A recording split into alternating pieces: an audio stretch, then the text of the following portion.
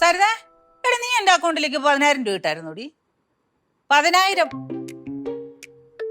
ആ, ഞാൻ ഫോൺ എടുത്ത് നോക്കുമ്പോ ഒരു 10,000 രൂപ വന്നിരിക്കുന്നു. നിനക്ക് 10,000 രൂപ വേണമെന്നോ? ഹലോ, പറയുന്ന അങ്ങോട്ട് കേക്കാൻ മേല. എന്തുവാടി? നീ ഫോൺ വെച്ചേ, ഞാൻ പിന്നെ വിളിച്ചോളാം. സ്വിച്ച് ഓഫ് ചെയ്ത് വെക്കട്ടെ, അല്ലെങ്കിൽ ഇനിയും വിളിക്കും.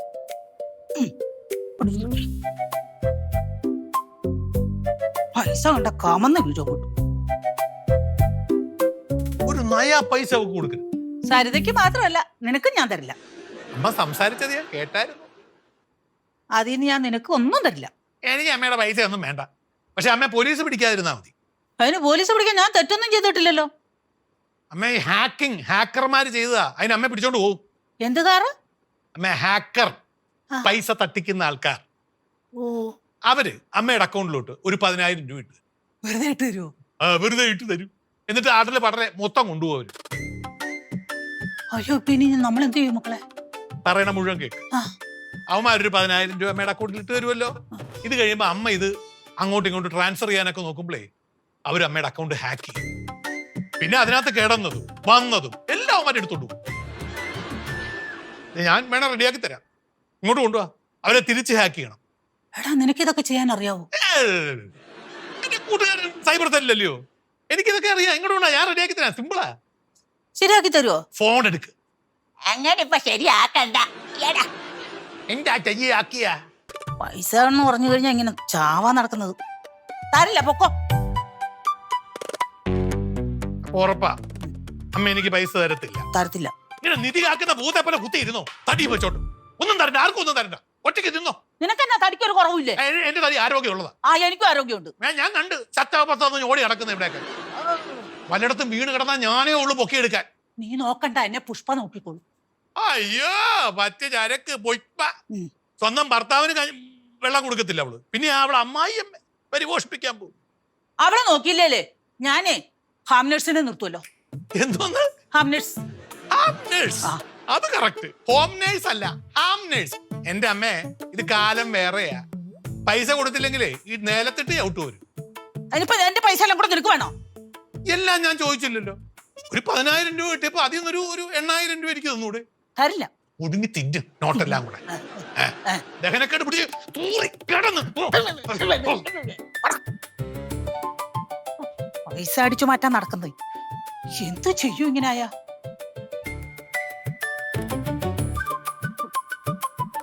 പൈസ തരുമോ? പൈസ തരുമോ? തരില്ല. എന്നോടല്ലടാ ഞാൻ പൈസ തരില്ല എന്ന് പറഞ്ഞോ. എന്താ അവളെ കൊണ്ട് ഒരു ഗുണവും ഇല്ല. എനിക്കൊരു സർബത്ത് കുടിക്കാൻ പോലും പൈസ ഇല്ല എന്റെ കയ്യില്. പണി എടുക്കണം, പണി. ഞാൻ പണി എടുക്കുന്നില്ലേ? കാണുന്നുണ്ട്, രാവിലെ തുടങ്ങി പണിയെടുക്കുന്നത് കാണുന്നുണ്ട് ഞാൻ. ഇവിടുത്തെ തുണി അലക്കണം, ഇവിടുത്തെ അടുക്കള സാധനം വല്ലതും വേണേ അത് കടയിൽ പോയി മേടിച്ചോണ്ട് കൊടുക്കണം. ഇതെല്ലാം ചെയ്ത് കഴിഞ്ഞാൽ എന്ത് ജോലി എടുക്കാനാ? എടാ, ആണുങ്ങളെ പോയിട്ട് വെളിയിൽ പോയി വല്ല പണിയെടുക്കുക. അപ്പുറത്തെ സ്ഥല കച്ചവടത്തിന് ഞാൻ പോയി. അത് കച്ചവടം ആയില്ല, ഞാൻ എന്ത് ചെയ്യാനാ? ചുമടെടുക്കാൻ പോണം. അമ്മേ, അമ്മ ഈ തറവാടിന്റെ വില മറന്നു പോകരുത്. നമ്മുടെ അച്ഛന്റെ പേര്, അമ്മയുടെ പേര്, നമ്മുടെ അവസ്ഥ, അതൊക്കെ ചിന്തിക്കണ്ടേ? അതൊക്കെ ചിന്തിച്ചാ ഞാൻ ഇങ്ങനെ ആയിരിക്കുന്നത്. നമുക്ക് ഒരുമിച്ച് നീങ്ങാം. ഷെയർ കുറച്ച് പൈസ തരില്ല മോനെ. ഉറപ്പാണോ? ഞാൻ തരില്ല. ഞാൻ ഇനി ചോദിക്കുകയല്ല. ഞാൻ തരത്തില്ലെന്ന് പറഞ്ഞല്ലോ. പിന്നെ കാണിച്ചു നീ വലിയ കാണിക്കൽ പൊക്കോണേന്റെ മുമ്പിൽ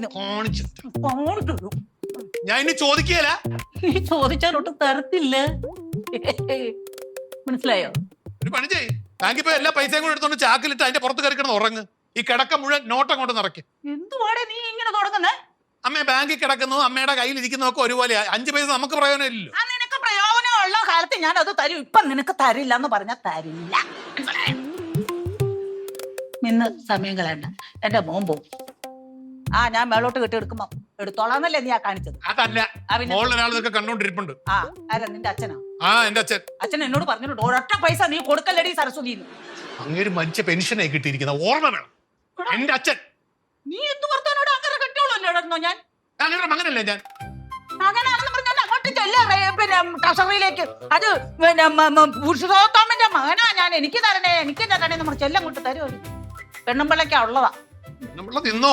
ആ തിന്നു. ആ ഒറ്റ കീറു വെച്ചാൽ